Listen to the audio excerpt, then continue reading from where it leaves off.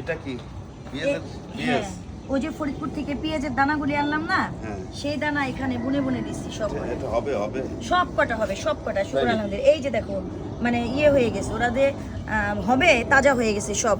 আচ্ছা, তুমি নাইমা রহমান, তুমি তোমার তো একটা বিশাল তোমার ফেসবুকে একটা বিশাল পরিবার। তো সেই পরিবারের উদ্দেশ্যে আমি কিছু বলবো, সেই পরিবারের উদ্দেশ্যে তুমি কিছু বলবো।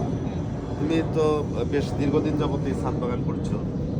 তো এই ছাদ বাগানের পরিচর্যা, তোমার সংসার মেইনটেনেন্স, তারপরে তোমার ফেসবুক মেইনটেইন, এ তো অনেক সময় লাগে। তুমি কিভাবে এগুলো মেইনটেনেন্স করতেছো কিভাবে?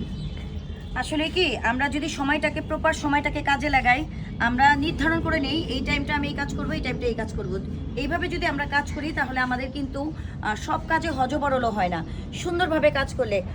আরেকটা কথা অনেকেই বলে না যে স্মার্টনেস স্মার্টনেস করে মানুষের এই যে মাথা গরম, মাথা খারাপ করে ফেলে।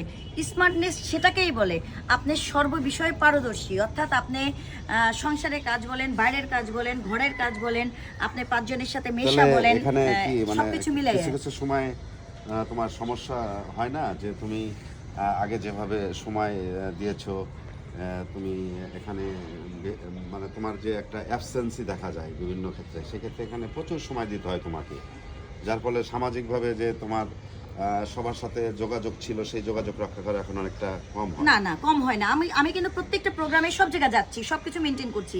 এটা বললাম তো, হয়তো বা একটু যেখানে আমি 3 ঘন্টা দিতাম সেখানে আমি 1 ঘন্টা দিই, যেখানে আমি 5 ঘন্টা দিতাম সেখানে 2 ঘন্টা দিই। এইভাবে আমি ব্যালেন্স করে নিয়েছি, এজন্য আমার কোনো সমস্যা হচ্ছে না।